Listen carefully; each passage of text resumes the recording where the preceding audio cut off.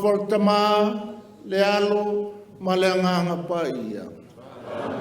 Ia whatasi le lima o tau. Saula ia a fio mai maliu mai. Su mai tala mai ao. Tātou lima whātasi. O oe maa o le nu o le tua. O oe maa o le tino ke liso. O oe maa o le nofuanga o le anganga pa ia. O tātou sakalamento le ola. O mai tātou mua ia mua o patia patā matui tui whaito o le langi. E ave le tātou vi inga, ave le tātou whaftai le ana mea lofa lea. O tino, na vai malima, ma le whaletua, ia Fatima, mo ia malana tala lele. O ia na whai mea lofa i o tātou sio manga, mo loto i whale e kalesia, whale ainga. O ia fo i lo tātou tapa au, nā te toi ave. Ia, fio mai, la ua fionga le sui e pikopo, fio mai la ua fionga le tamapule, o le nei mitanga luenga, la ua fionga pātele te wati. Ia, a fio mai o staulanga, pule o matanga luenga e fia. Isa la fai, matu mua nei. Fio mai lea fionga le taitai fono, ma le mamalu laulau ai meise le tātou a inga ki a kono ma whaletua. Fio mai le au whainga luenga ngā lurue, so soane mo lātou whaletua. A fio mai le au whainga luenga ngā lurue le atua e so se whata whaitau langa. Tātou te patia patā whatasi, whaftai ei le atua, mo lana mea lofa le ti a kono lea. Ia fio mai tupu mai e tamali mwhaila unga whalitua matausi. O le tātou e kalesia, o le tātou nu malalala whanganei e meise le tātou matanga luenga. Wo ma au mea mai pa anga e whasino i a tima matino. Ia. Tātou whaia le ne taulanga o le toe sauninga. O le tātou uso, o le tuangane, la fionga le ti a kono i a Augustino. Ia, lala mai lalo, wala ua tu lau fionga pātele, fio mai mo le whaafaunga, o le baptisonga le fionga le ti a kono.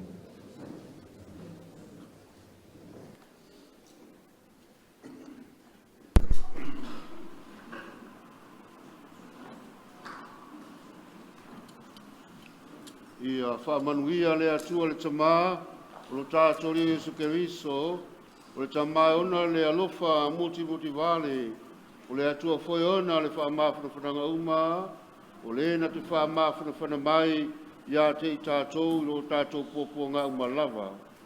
E le a tātou mawhaia, o na whaamāwhanawhana atu ia te i lātou maua, i se tasi lava pōpōnga, i le whaamāwhanawhananga, o whaamā whanawhanaina ai lātou e le atua. Kustino, o te sausauina oe i le vai pa ia le nei.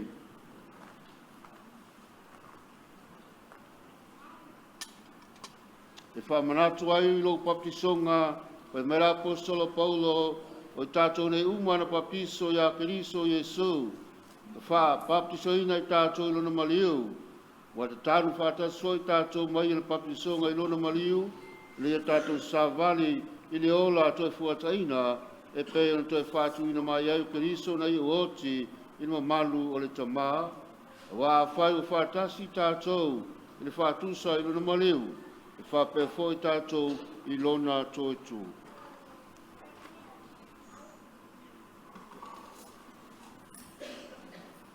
Augustino, le asolo baptisonga na tuna tuai le na i e pai o le whailonga lo tofi Kerisiano na ia e ola ai so se o langa whapaeina mo le ali ia whaofu oe la ua ngelu i la e o le tau samaanga o le tamai mamoe i le malo e whaavavau. o Keriso, o lo tātou malamalama lea.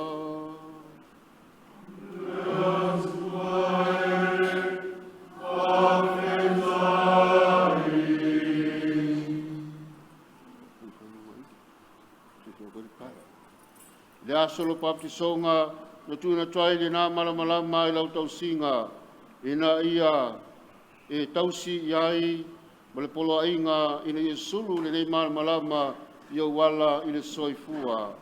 Ia ta iala le malamalama Keriso i lau whai ngā malanga atu i le ola e whaavavau. Ino o le sausauina oe i le ise so manongi, ta talo le nuu ma le ainga o le atua, ia whapena fo le sausauina o le sau o le ola. O le soifua lea o le atua tasi tol paia, o le tamā le alo ma le nganga paia. Amen.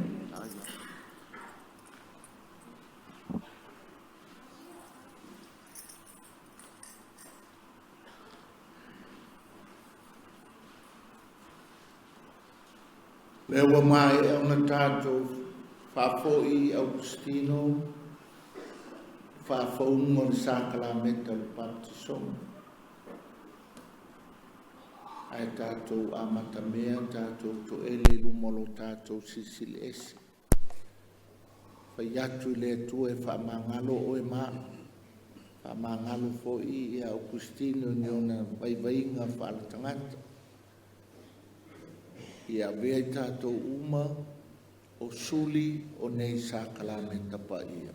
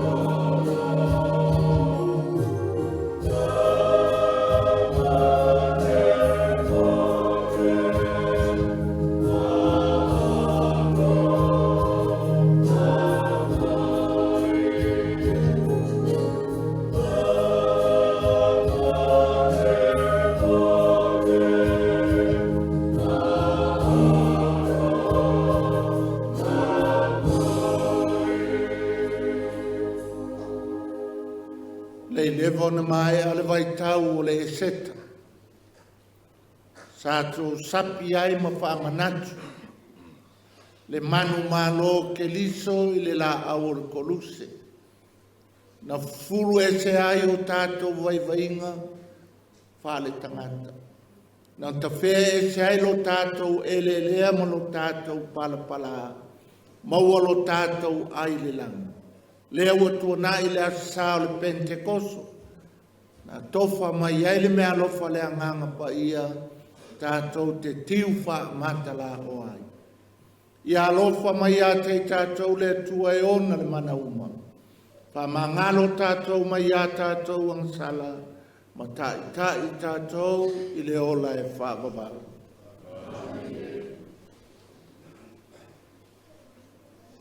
Vai unga, vai oa, kau wha amanga unga le tua.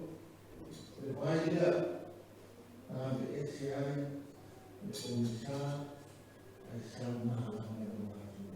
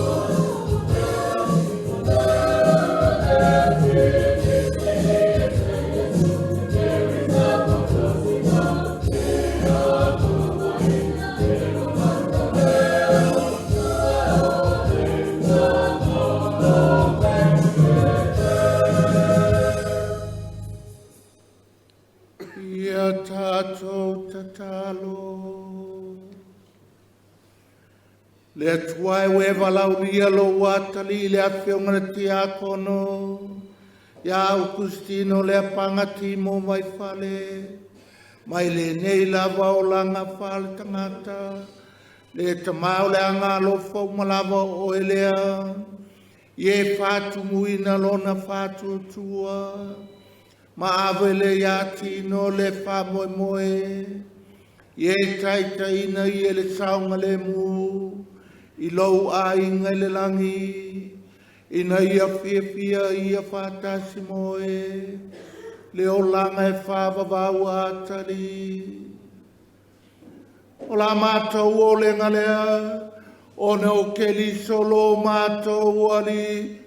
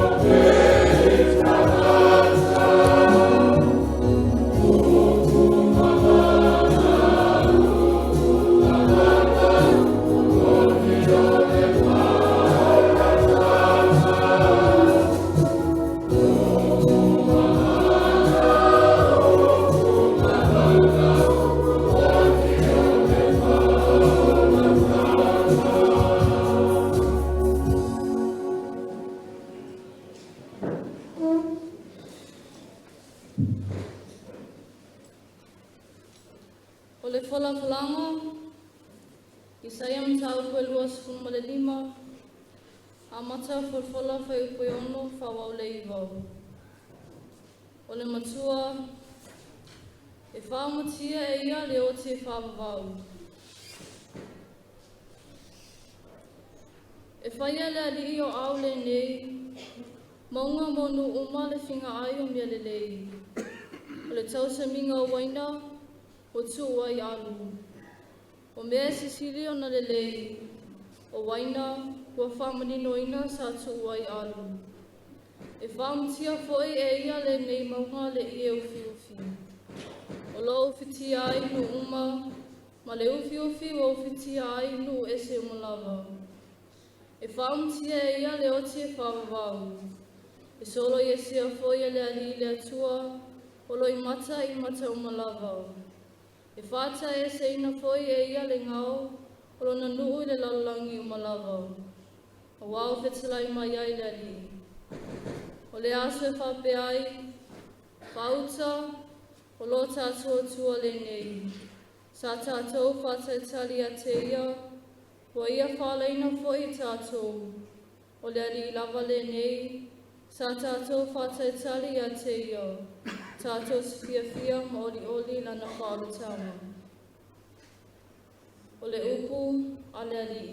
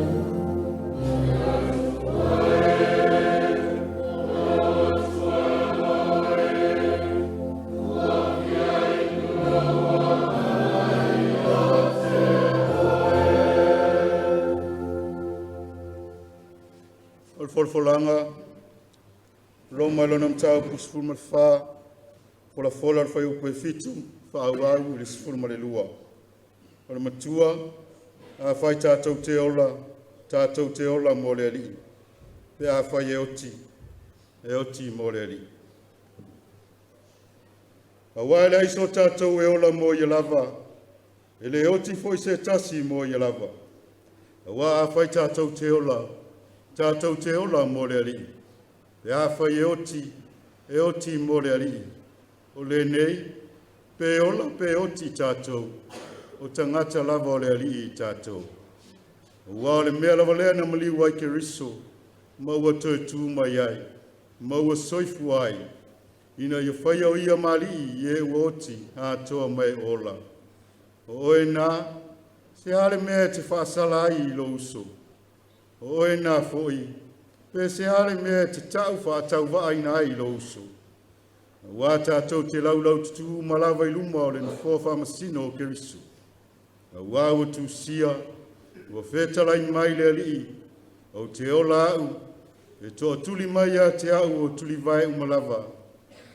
Tau mai fōi e laulau whaiva umalava i le atua. O le nei, e taitasi i tātou, matala i lana amio i le atua. O le upu a le alii.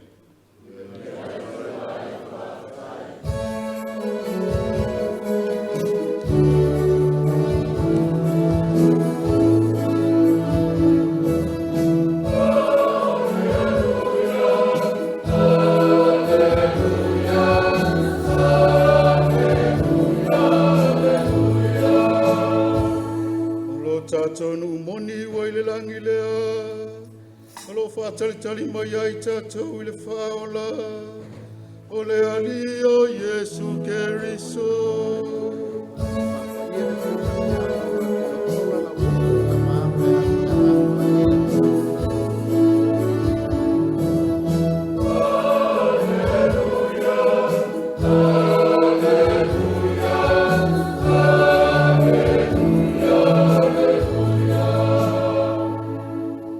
Fatasi la lima auto.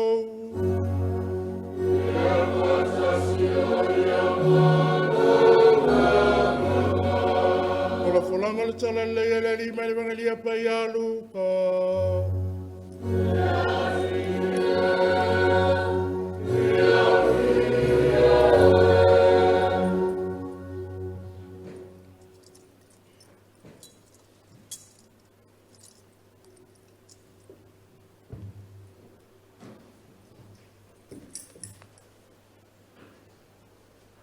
Matanga koe wha, o la fola le whau koe sifuma le ono, wha au le lua sifuma le tas.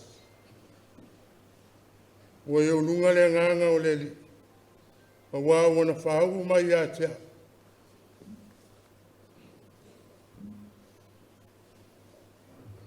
Ua ofo yo ia i Nasareta, na tupu mai ai o ia. O na urufale lea o ia i le sunako i le aso sapati. O lana masani lea, ua tui lunga foi e whaitau, ua tui na mai a te ia le tusi al perfeta Isaia, o na wafola lea e ia le tusi, o na mawai lea o le mea ua tusi ai le neiu, ua iau lunga lea nganga o le li, o wā na whāu mai a te au, e fola le tala le lei i e mātitiva, wa wina mai au e ia e whaamalo i e loto momo.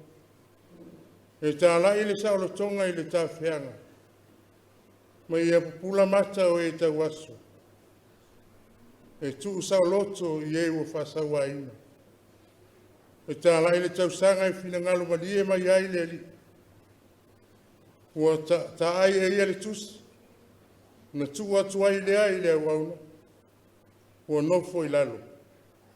Una pula toa mai lea ia te ia o mata o tangata uma i le sunako. Ona mata lea ona whetala i atu o ia te ila tō. O le aso nei ua taunu ai le nei tusi. O au tōu o whalongolongo ai. O le tala le leia le li.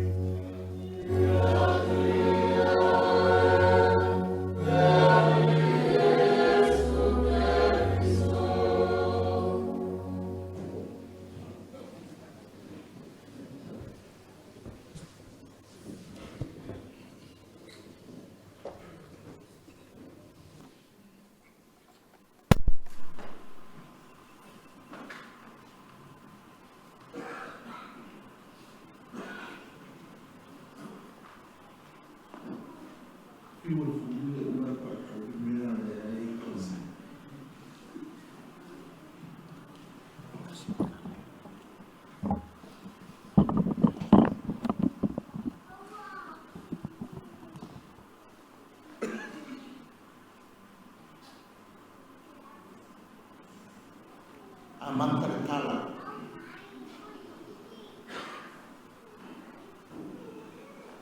O le ua arua ia tino. E le ingo se kei no ke whakakai e le māngai o kakalo tino. Ma whai le loko le ana pongu. O ngā nengo na koe po koru whale kua e whakasa. Ano whongofo me whakimo ka mui. Last minute ka o le awa ngora ka kai whele ka loko maua koia. Takia kutla ko le whoke newe sa uia ko o waru wale whetselo ko le mano i oi. Le ana pongu. A ke o manea ngā o mano sio le maa mai o kakalo whakimo. Ma whai le loko le ana pongu. A loke iloa. E lo whakimanga i ei pokala.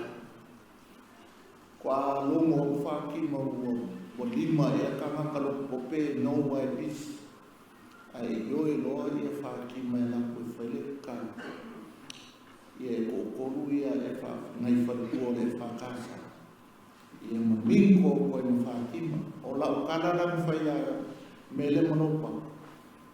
Kaunga o whawhakai a whakima ma po tino pe a mo. Ia, o le ua kau sama pe kasimale awha o ke le i whawhakai a ia whakima, ke le i whawhakai fo ia tino. Ia, tino o lo mimika i e kakano alo ke ngenga whai o le ambongu. Ia, o wangalo ma whai ai mea i kupu kau ma whai ako o le wai kongo lo busa. Wai au mika pinga Catholic, wa fo i o kako. E pesta o kalo le whakasa, ma me kisima le assembly lo kako. O kako wa ele maa ia kako ka. A le nga paka e whakima i o le loko le anga pongi kifa a ko kaka ngana no kule maa ia le kalo. Al whare kua. Ia, whatima i ke le whafonga o whaiakula o whawhakai le kalo ai waso. Ko yo loko ai fai la kala ia la ngang fai ngale nga male pe al malo la ngale nga fai ngale nga pom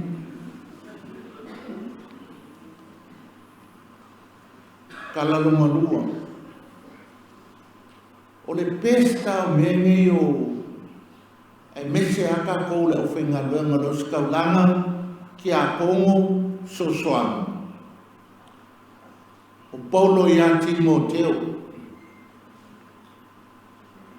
Timoteo nga fai mo sosoani, fai mo ki akongo, fai mo skaulang. Au lela o ki Paulo, la maliu Paulo. Ai wha mawai aku ia Timoteo. E le wha mawai le angol peleki o le aulo. Ma wha mawai. O whaki le whai ngaka o le ainga Krisiana. Pa mai Timoteo ia Paulo. Mau mea ngā ua mea e mau e nginga nuen. E le se ola. Ngā le la mā. Waila le kala Paulo i a Timoteo le o kako māsangi. 18 Timothy, I was there. Sa o kau foi le kaua.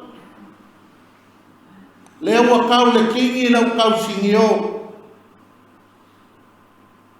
Au i ke whawaiwai o ke riso wale salamo whakaria ia nei. Ke riso e lo o ni ie lo o tua e fia inu lo o ngama. Kei whapena ale a ngama Paulo i a Timoteo. Se sa wanu fo le kuunga. Lewa palapalalo o surkanga. Sa o tau le tau le Timoteo huli le ai e kau le kingi. Ia e oki le surkanga. Ia e maliu lau ofu malola e wharekua. Aua le whawaiwai. Kai whapea ngā la ngonga o Fatima. I ngā ua sola i e tino. TT Enterprise la wangea. Tino Tima Enterprise. langonga ai se ale ali ai se a le kwa kolu kausanga kolu manu o le lava kala bou le ngaruenga ai se ale ali ka ko ya Paulo ya Timoteo mai Paulo tim au al fa vai vai pa pena foi Fatima le sa ka moe le ki a komo sa ka moe e tino le kausinionga vai mani mortala le e kuku sale kasi le mugu mali sifu kasi o mugu ai ka mugu lava ia oki le tukanga ia ka ai fofala kau le penga pile fa moka ia o e tima mali fanga o ka ko umale pauare se sena amuia ma ko o skaula ma ko le lumane ia abe ese ki a ko loi ia ma ko au ki alpa kele finito kapu e aku manoso soami porque a como por farcua e ei kalangi o ingana le sa wale ma o le kinga ma le onga le malanga le maliu ma le oki e iai whangau e iai kangaka e mofu a muia tino laua mafuka mlongari kalo whai a kima o le memory e ngofo i yaso uma mea ngaka ke fia i lava le baba aia kau paki mai le vasema ki a kongo mona ko farko le ainga leo o tino matima le ainga leo TT Enterprise o ka kau ki a kongo o fale kua ka kau o sosoangi ma fale kua o le ainga fale au whengan wenga lea a tino kikiro aku o kaupaki mai o mauso maonga kua whawhingi o ke whawhikai ai ia kako o le māngai e o pākele a o ki al pākele uma finito kapu ting tong aole meni le ki o fule fengo ro fefe an au ka ko ki a om so so mi far ku an le se mo fole se ki ngai na ka ka mo ama mai amma se lu si ka vale u ma fa u mai ya pule o Paulo Filippo oka ka ngaka ye mo fo e mangai ala ia tima e le se kula fongo al pongo ki a kongo e sango e fasko ro pe a ki for kelo ko ma foi ni kula ai kanga ko foi ko ro le for ku pe a ki kamano how unfair ne ka kula fongo po ina foi kula porque que fongo o le foi ngalo porque que fongo ki a kongo e vele for ku skivila no ko ya no fa ala ka milo ya mai ki a kongo ia va ia tue wa sa vai le ko fai ko ruo e ko ke fiu au ke le sugia kula fongo ke o fa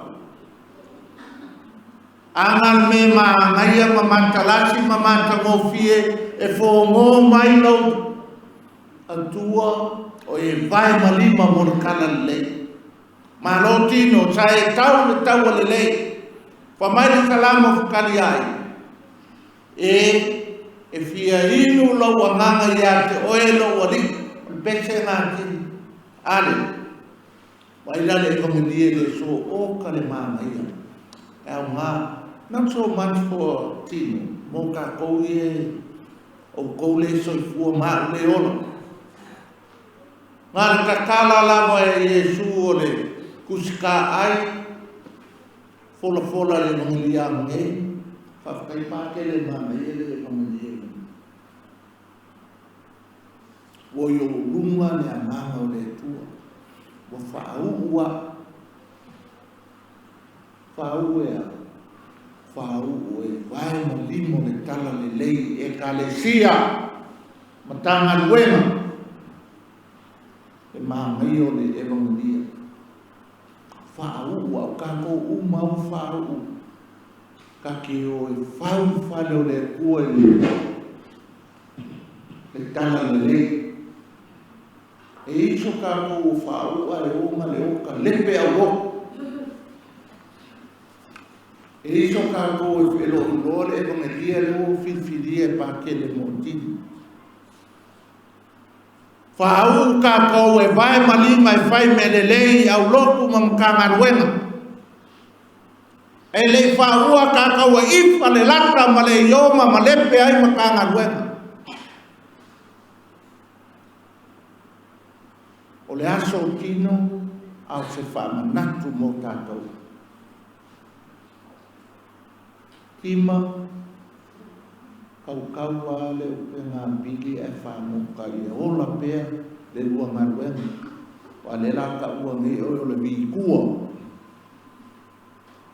o ke fo i me waka ko kopi me an me kisi ma le whakasa o malo malo o ka kouia a aru ka malo e ka uwharuku o le vikua a le uka ko kopi kenti me an me kisi mai o le wharatua malo o amang malo lo o kai koro e mang malo ai sei whai ara ka kou mea ka koliko o le vikua aua ka ke whai mea kopi pele e whakasama le mea kisi ma sangi la ko ke lo fa ko le ama o me ama o makupan palanga e kalesie alo ka ko se i mai le malo lo man malo rubbish e le me nga ka ko a fio mai la o fio ngal vi ku Fatima ya ba ma ngai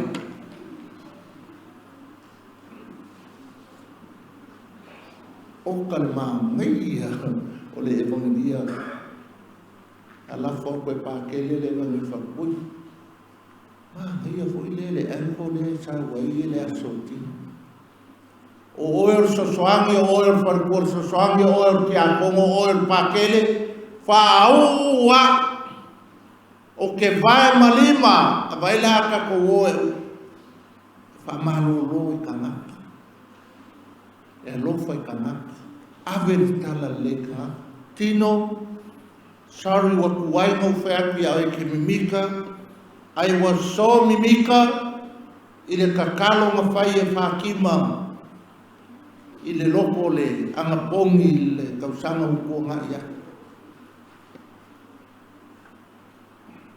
ia le uka ua wale ake i le ke la longa mai umama ko me e fai ia le nu o le tua me se aka ko le au fai kofi so soangi ki a kongo pakeli e vele a so tino e kulo tino e anu fa mai a polo e a Timoteo mai polo e a tino e Augustino lo fionga ki a kono vai fale sa e tau le lei sa e anu le tau sinio leo e maliu o lau sukang leo ta ai fala fa mai lo matai e ruatu le ala le kala le langi fai kama men sau lo watali pe ma lo fai ku pele pule anga sa mo apia la seki la wala e alu ma pi o ala ka fa sa wa ka ko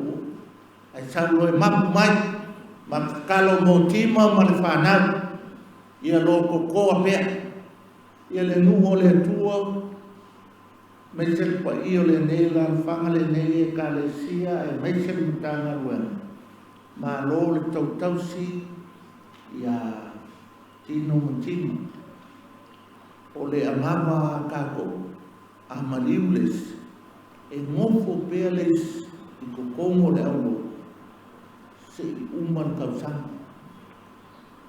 bangal ko manga oyo se timam kamai yang mangkogola ia pe aku wollo ale ngava ale pule ana e lala pel ki akomo e lala so soani e lala for ko po ai ala Kako mawai, pe a whai le Krismasi ma tau sango. Ai ma whai amo kako suia au la ngabanga le a whio mai. Ai ai a whapeo au le ua o kilo kōru e lengu. Pa an meo lo whiaru e se koe su e se skolu. Ai angana e le whapea ngātima.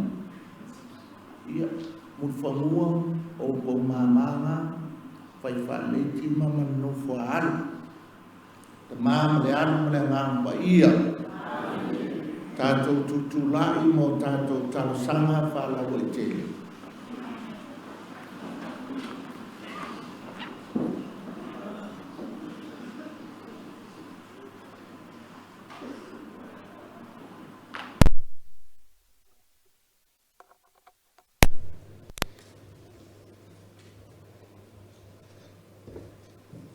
Tātou tarsia whao le kālesia le larorangi, ma le kālesia au, o la tātou o lenga lea i leli. Tarsia le tamar puleanga, e tu a inga sā, ma lau no whavoto, e mai sei lātou uma o fuina soifua ma le ola, a wal tala le lei, o la tātou o lea i leli. Tarsia i lātou umia tofi taitai tonu a inga nu e kālesia, e mai se o whainga malo, o la tātou o lenga lea i lea li. Tālo mole anganga o le fionga tia kono i a Kustino, ia maua sona apitanga i leola e whawawau, so a mafuta mo lo tātou o tua, o la tātou o lenga lea i lea li. Tālo mole, larolangi vevesi ma whiwai ai, ia i le fili e mu moni o Keriso, o la tātou o lenga lea i lea li. Tālo sia, ki ute ma whaiva le neva yasu, mai se upu fole le ne yasu, ia whai ma awa oso tātou sa walinga whaare whātua tua, o la tātou o lenga lea i leli. Tawa lunga o tātou tarasanga whalawa i tele. Au mai le angamatawa le tina pa ia, o le tina o le ekalesia, tina o Augustino. Maria Mamaru Lord Solo Fana Ore Abo Ata Use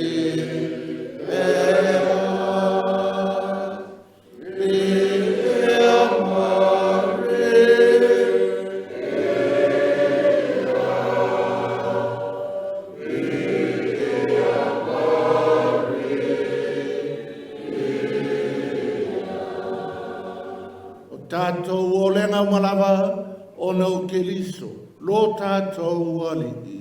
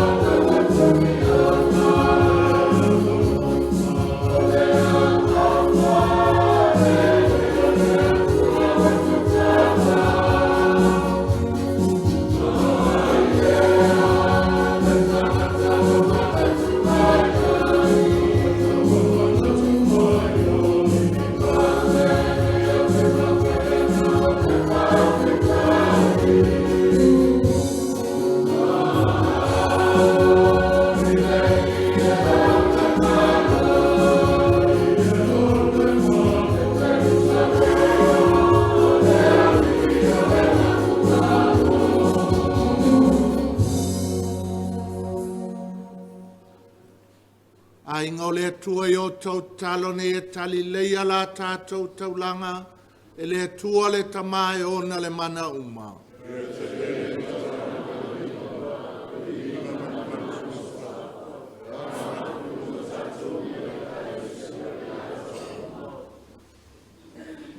Le alie, e talia malofa umato mori atu mo faortanga, o Augustino vai fale.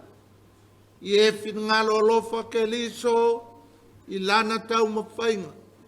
I a velo mato mati a kono, a wasa whaatu tua, ma vai ma lima mo ke liso. Mo lona ali, o lona whao. O le mato kalea, o na o ke liso lo mato wali.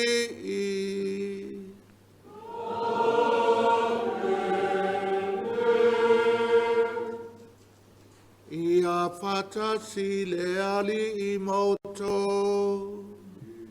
Ia fata si koria makokama. Ina sia I o tau loto.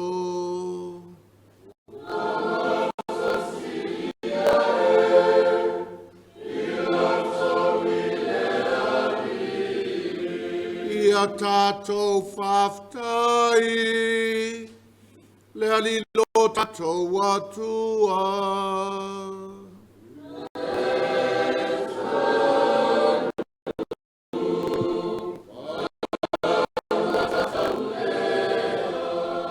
Le tamau le tua soifua whawau e o le malo simalava, mimita I mātou e whaftai ia te oe o no ke liso. Ke liso na toi tū mai le oti, na tawha I ata lo mātou wha moe moe le toi tū. O le whāno no le oti na tupu mai ai le fola folanga, fia fia o le ola e whāwawau. Le ali e, o lau nuu whātua tua, o le ola wa suia e le I wha umatia.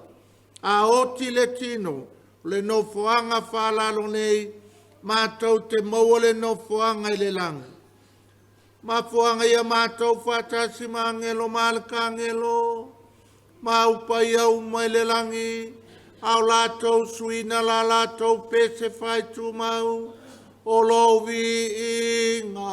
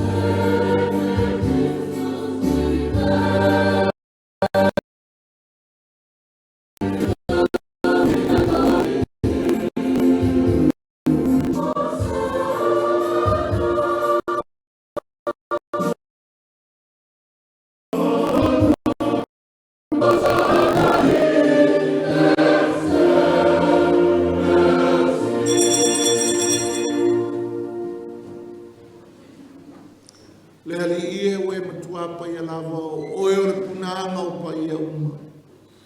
A wina mai loa nganga e wha pa ia ne mea lofa. A vei la tau moi mātou o le tino ma le toto o lo mātou wari o Iesu Keriso. Au le tuina to ia le oti ne ia tali e lo na lava mali e na tango ia le areto ma batu ia te oe le whawhitai. Tofi ia le areto ma batu lo na so o ma le whapea.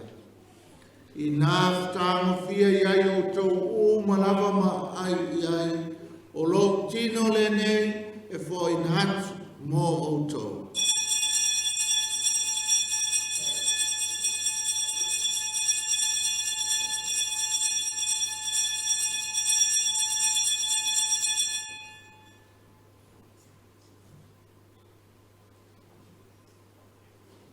mai e tau mawhtanga ni tango i le ipu. To e watu ia te ia whaatai mana vi ima. To watu le ipu lo na so o mane whape atu. I nā whātango fia iai o tau u malawa mawhenu iai. O le ipu le nei o lo toto. Toto le whengainga fau ma le whaakawau. Le ha whaamaringi ina mo o tau ma tangata uma. Mo le whaamangalo ina o sa.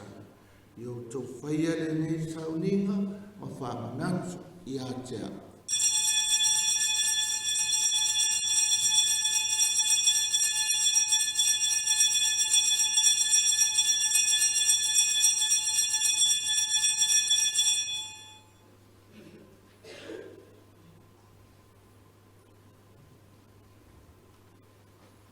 O le misteri o le whātuatua.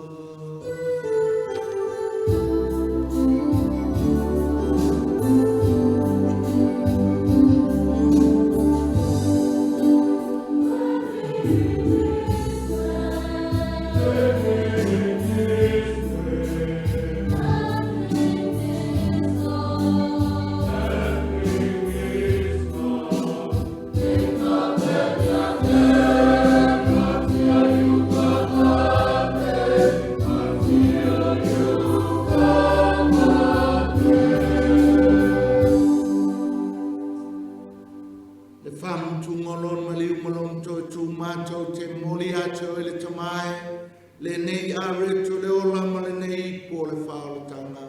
Mātou te whafta i atu oe alo iei mātou e tutu i o luma, mau auna i atu oe. Fe soso anu mai a mātou uma, o ewa mautu whanga le tino ma le toto ke liso, ina ia whātastasi e mātou, mawhtanga e tasi e le anganga. Le aligie ia e manatua lau e kalesia i le lalolangi atoa. I le io mātou ola i le alofu whatasi ma leo sifu ma le whalo mātou to māpai. O sese lo mātou agi e pikopo, mare i tua i sau malava, lo ru whātu tua lo poto poto nei uru. Manatua lau au auna li ti akono i Augustino lewa e valawina ma le nei o langa, le papa tsonga no tiai o ia whatasi pa ke risu. Ia whape na foio na mautofi o ia i lona toetu. E mana tua o matua uso, matua whawhine. O ia tolo lato malo longa ma le wha moe le toe tutua e. I e tali lato whatasi mtangata malili uma i le malamalamo o lau fiu. E alfa mai a te matou malawa. Ina yo mātou o ngā mātou te wai whatasi le ola i whāpawau. Ma Maria le tina tāu po o le atua Iosefu pai alantani. Whatasi malau apostolo malau pai a uma. O e na whatino ina lo fina ngalo i tūpulanga uma. Mātou te fia whane le whatasi mai lātou i lau fiu. A lātou lo walo o Iesu Keriso.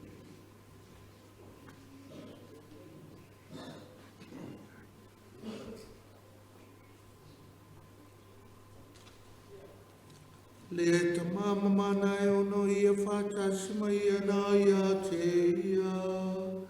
I le maptanga ma le anganga pa ia. O le vinga ma le malua tō waila wafio. I le whavavau lava.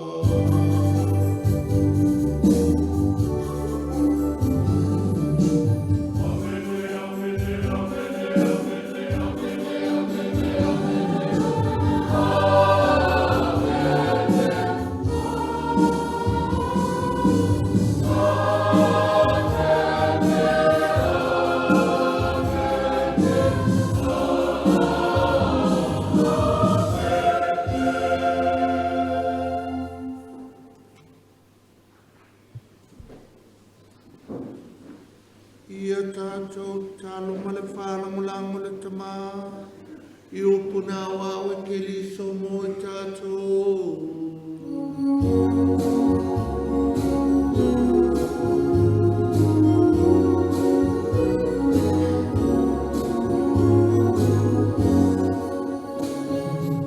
Amen.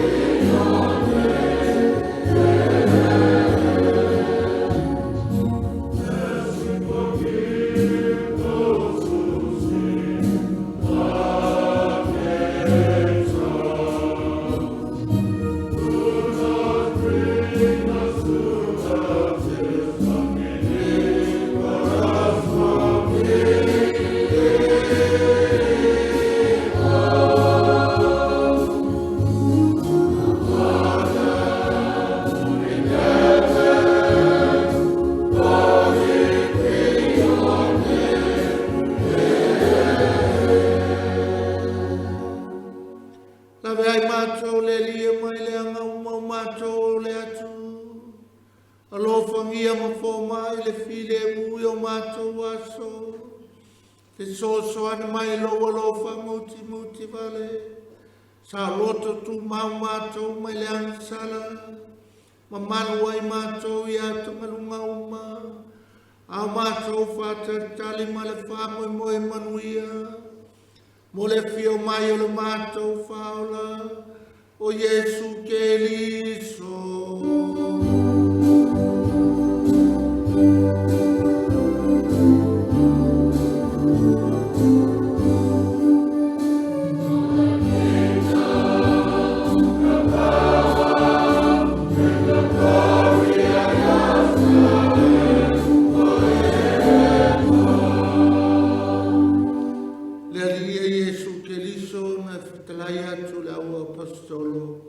O le file mo tu watu ya te oto, o lo file mo te fo yatu ya te oto.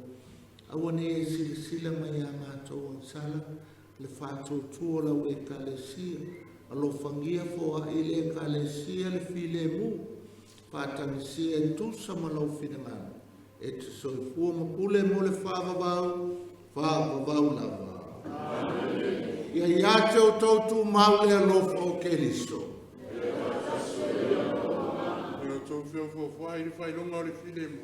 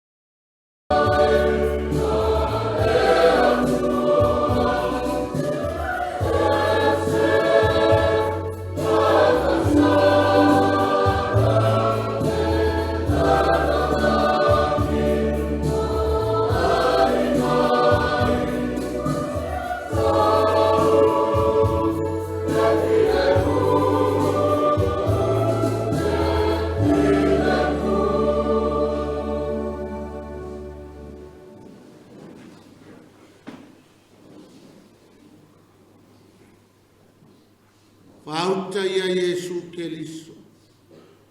Pauta le na te vese anga sala le lalolangi. Amu ia oe maha o walau ia le tari suanga a le tamai mamu.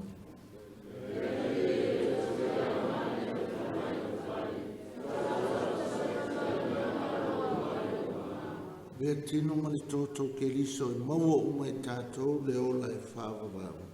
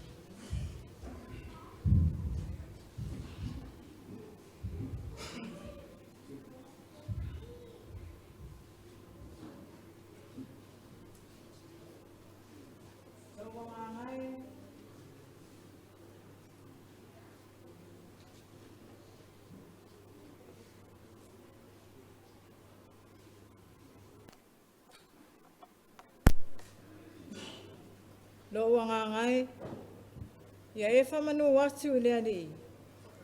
O mea umau i te tonu ia te au. Ia whamanu ilona suafa pa ia. Awa foine ngalo ia te au sana mea lofa.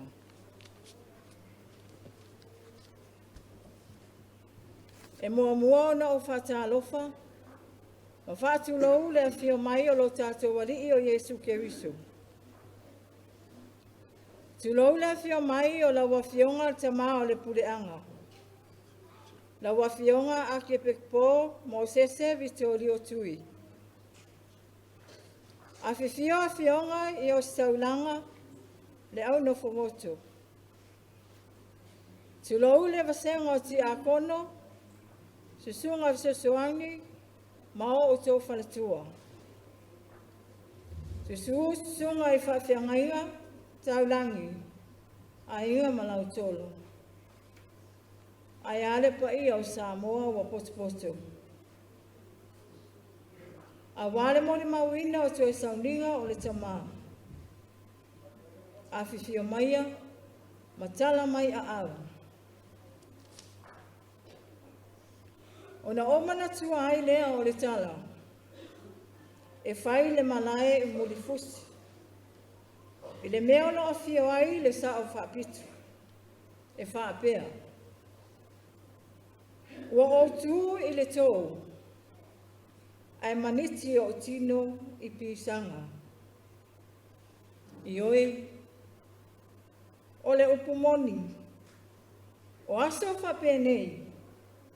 E le whainofie. I se mawhtanga ai wanamala i le oti. Whaftai la wafionga te mapule anga mo lo wanoa.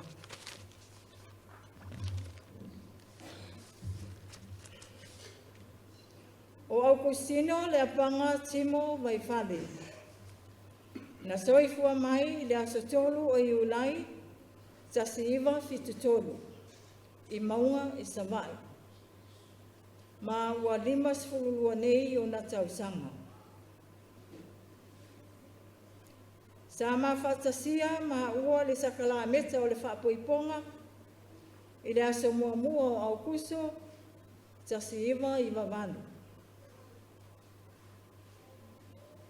Ma o tausanga o le mamawtanga, wa lua se fulfitu. E to a whaala ma whanau. Tolu tama, tasi teine. Tasi le mātama wa maliu. Tasi le mātama wa whai aiga. Whanau o whanau e to a lua. Talaanga o le ngaluenga a le atua. Lua afe ma le tolu. Sa maa ua sue ai suenga i teolosia i moa moa ma wha amanu i ai nai. Lua afe ma le wha, le lua afe ma le fitu, a o ina teolosia i moa moa.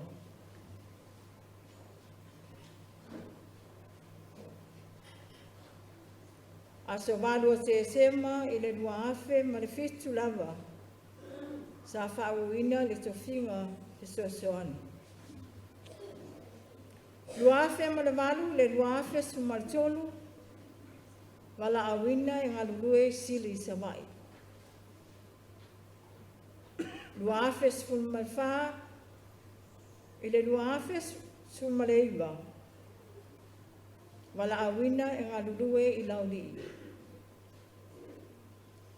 Luafe luatasi i le luafe luaono wala awina ngalulue mulfanuanei ma whaamana waina ai la maa wangaluenga.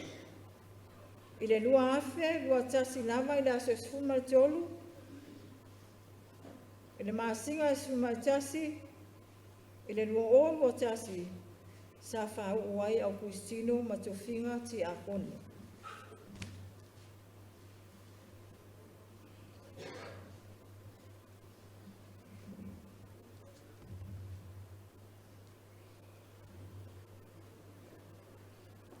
I le mamafitanga ma Augustino.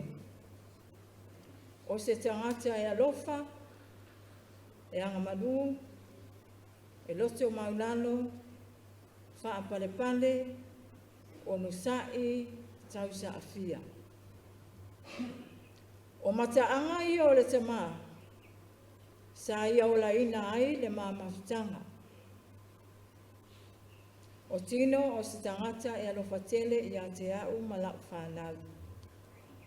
Maso se tangata o le ekalesia, tangata lau tele, e o whanau witi o le nei ekalesia, maso se ekalesia sa mga lulue ai.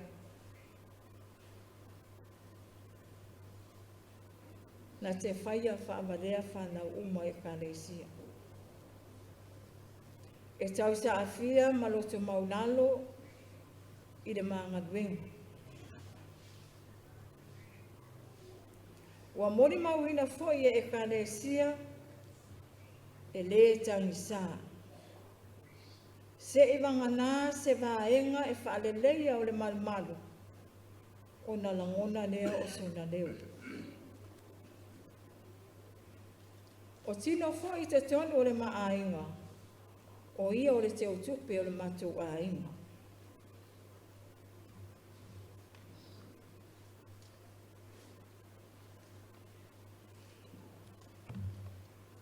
E tau whaau, e tau whaapele se taimi e whai a tino se tupe o ke pinko ai.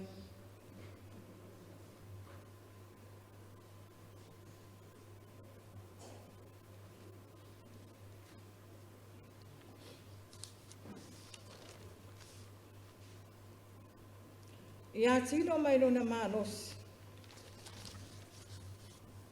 O te talitonu o tino, wa lewa o na tāpena na na malanga.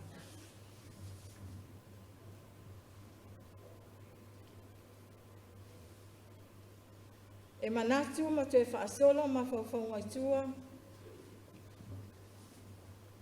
o no lana whaasoa i lana whanau, e mai se fo ia u le tina te tono le maainga. Au sa wa i pēno na manosi, wa umo na whaasino i lana whanau, Māu, se vaenga o le mātou whanua e ta oto ai.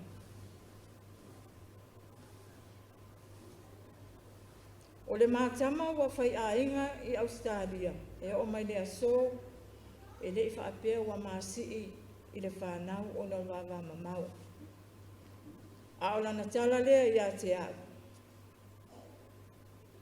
A nei tuwai o na si i lana whanau. Ta pena ine o le mātou whale i moa moa, e winga ese fo ilo na ta pena ina, maluna nau nau, ina ia whaale leia a tiri le mātou whale. Tio tono fo i o le ngaruenga,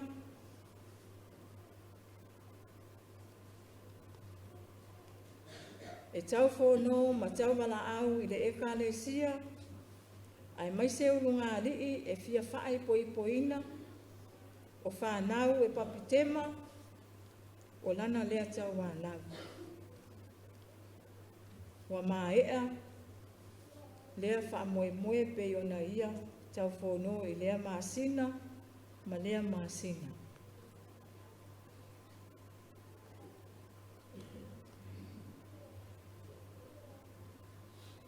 O tino, ina ua whaata o te olia i whale mai.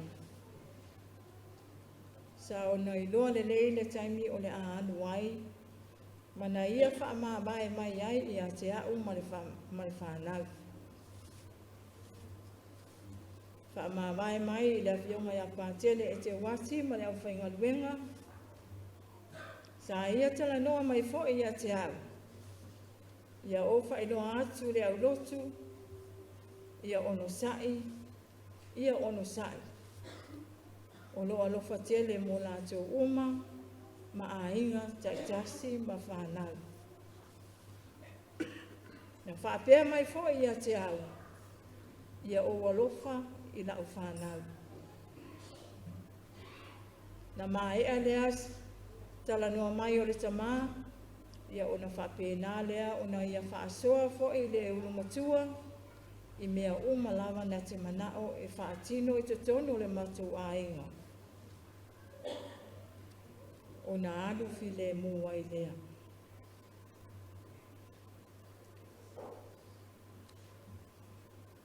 Ia o se tala lea o po le nei tuna, tino, manu ia tele lau malanga,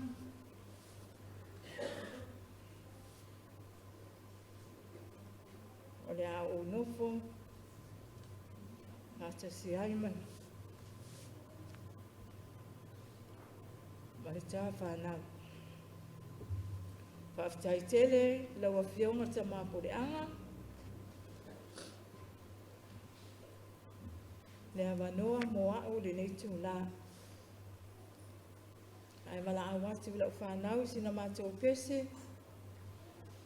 Wha o mai la o moli mau, ma moli atu ai la mātou anga ngā lofa, mo moonga. I le tama.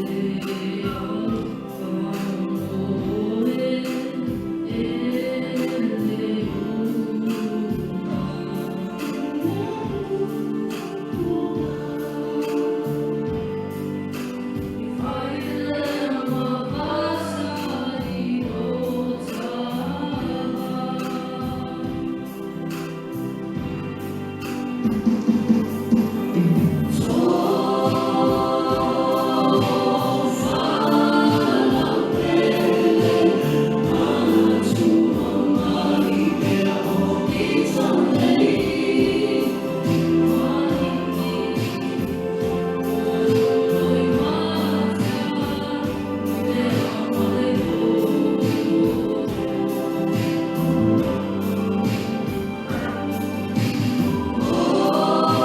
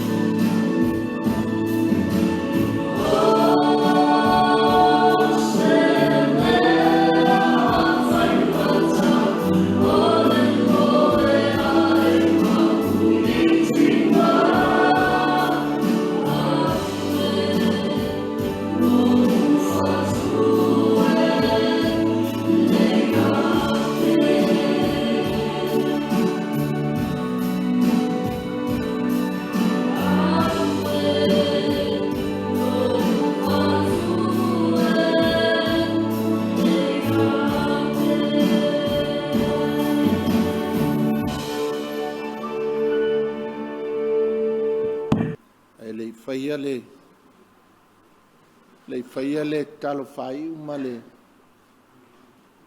to tu leva no ya patele mo le fa mavaenga le mo le atu le faftai nei tai le tato maftanga le nei yasu tai Fatima ma no falo mo le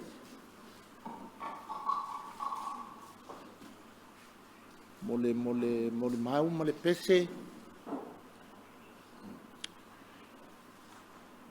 o le o ngā o le fisilia ka mai ki a topo le ase o ngā mō kākou ngai asu. E o ngā mō kākou so swangi mwharkua mki a kongo mwharkua le a koa le tino wātau sili. We need to look after each other. E le whaingo fie ngai meo le malanga le maliu male oki. Kausi, e mo ia e whaile ngā luenga, ai karu whainga kausi o le whaka ama le waa o le ngā luenga o le soifua mano loinga, e le maanga ia ngai mea o le. O lau kalonga mo ki a kongo mwharikua, so sangi mwharikua, a uar koe kaua i misa, a uar koe whasia ka maiki, whale atu, e mangi sau lo le ngō whale aka, i ngō whale aka e whasi ka maiki. Awal koe, you know, e mo ia la sila le kua we look after. Fai whale e se leango ni me o le pese whako whawhapea. Ia e whawhkai e le si o wanga acknowledge o le whionga e pākele sena patin, pākele pene a mina e kausanga ma whakima ma Augustino. Ia le Ui lei e pene a mina ele mawai kele au pati lang salva aus. You know, menge this is us. You know, us of a pene. Tima, ia, o saio lei iyo kuangane mauso le ungarwenga ki a kongo so songing wharikua. O ngei tino, ia, kai au les, kai au kako. Ia, e malo mo ngei. O le si complement mo le e kale si e mulwhangu. Waka ka milo ngai upolu musaba i misa. Kua i master e fōa lava i e mea whai misa. I ie ma ka lise supolio, you know. Me ngai e whaika ko fia ka ngaka o whai whalei, whawkai mulwhangua, whawkai tima, ma whawkai tino, I know you still hear us, I mea kai pākele ke wake e sele mānaia. Kua maka mō o wale whaile misa ka kala i le Theological College, kausanga nei. O ka le leanga o le ka riso supo lio le leanga o mea whailo. Ke iau la vea e so le ma wholole ma. Helo la waenga le. Waila e o ngai Christmas wa aulo uma me fai i loku i o le lau kerosia. Lau a mata mo waruma ngau i mai farisana e ke le me i la e fai ai. Awo ke ia ngai, I like the, the corporal mane. Me uma la e o i e fai ele loku o le supo le whape tisisi. Me ngai ka ko ke fie le lei e lumo le li o me ia. O ka le maria whawhkai mo whangua kai ti mama TT Enterprise mo le ka pe mama o mea ngei. I o lesi whawhkai ka ko ai ngā pese whawhkai lau ka misa. Ia, walawa ia kala ke o kanises. Tino, ia. Alo whaku i ka ngā kore omo lai lunga maunga, lai lunga lang. O tino le ko lo ka miki le omo i oi maunga. Paule mua i eri swimming pool e ka miro whapei. Ia, lo whaku ka kala maunga nei lunga langi pēr i pēr lai kumu sa foku lunga langi i ai lo whaku pē ka maunga nei e o. Kai pākere mō lesi a whapeo i le au whainga ruenga i o samtau whala kai whai whale ka mai sa foku lea. Awa ngara mai au koe se i mai pākere alu i o lako mo sa foku e. vai falei falakai msa makau luka afta pakele moles uma lole kalo kwa kula fio ngam pakele morfa ia tato talo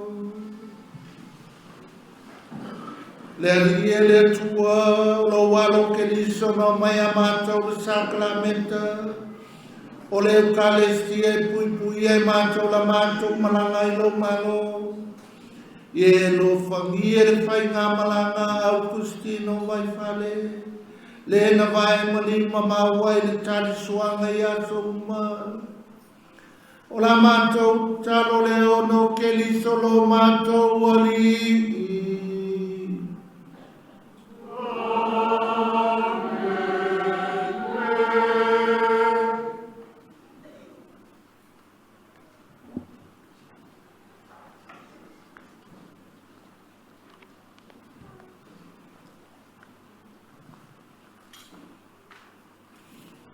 Ai tātou te lei tuua le menei ia po le nei toi sauninga. Se a tātou mwai wha mawai atu. Ma le whionga le tiakono ia Augustino vai fale o Maliu. E whailo atu ailo le tātou alofa ia te ia. E whe mawhana fo i tātou o wha vau. Ma wha malosi i e wha moe ma le mauti noa e toi whātasia i tātou le alofa ke riso man malo. Ua toi lalo ai le oti e whāvavau. I a tātou te talo.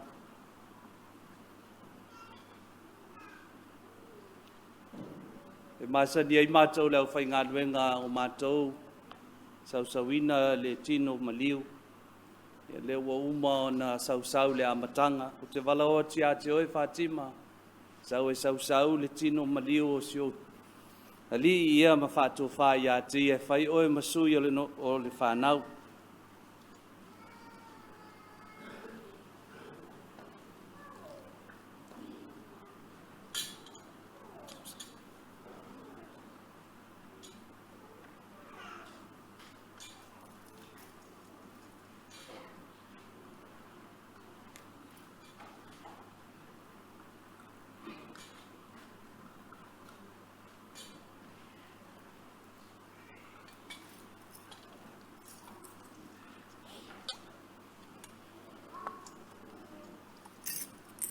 Ta ele au Justino i le vai ma vea ai o ia o suli le langi. Tātou sau lo na tino Maliu.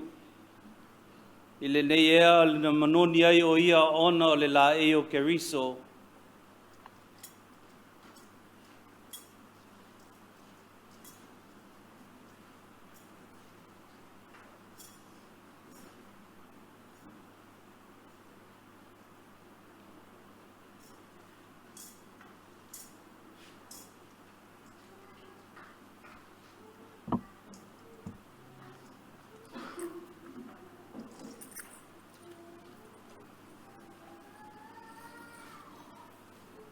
Le ai ngau le atua o tātou tali i tātou tālusanga, le alie ia e manatua e pei o le efu ma le lefu i mātou e pei o le mutia o mātou waso e pei o le funga o le vau. Le alie efu ma le lefu i mātou e funga o mātou waso pei o le funga o le vau. Le alie o malingi lo toto, molo mātou uso o Maliu, ie tali le leia o ia i o luma. Le alie matua e le flefu mātou, e fia mātou aso, pei o funa le mātou. E alofa fua mai ma alofa muti vale mai le ali, e tele ngese lona tō sā, e tele foi lona alofa. Le alie lefu i mātou, pe e funa mātou aso, pe e funa le mātou. Ia tātou te talo. Le tamae o mātou tuina atu, le vionga le ti akono ia Augustino vai fale i o au. O mātou ta awhi fo i e toi whātuina o ia i le aso ngā taanga. Pātasi mai malātou uma ua maliliu ia Keriso. Ma ola oi ai oi e whātasi ma keriso e whāwawau. Le li e whāwhafonga mai la mātou te talo. Ia e tali le leia le vionga le diakono I Parataiso. Ia whewha mawhanawhana I foi mātou le whātua tua o Mausali. Mātou te whataia I uma I a keriso le mawhutanga malaua fio. Whātasi malo mātou uso e whāwawau. O lo mātou o lenga mala mātou te talo tu watu I luma o laua fio e ala atu le whautua te talo o le tina paia se o lofa Maria. O atumo le karesia o ia te oe le li. O manuia oe whine uma o manuia oe Yesu le fuolo walu. Maria paia e le tina o le atua. E tālesi e mātou te nata angsala. Iona po nei manei tua so le mātou oti. Amene. Manuia lau whai ngā malana. Ia whātasi le lima o tau. Ia whamanuia mai le atua e ona le manauma, le tamā, le alo, ma le anganga pai ia.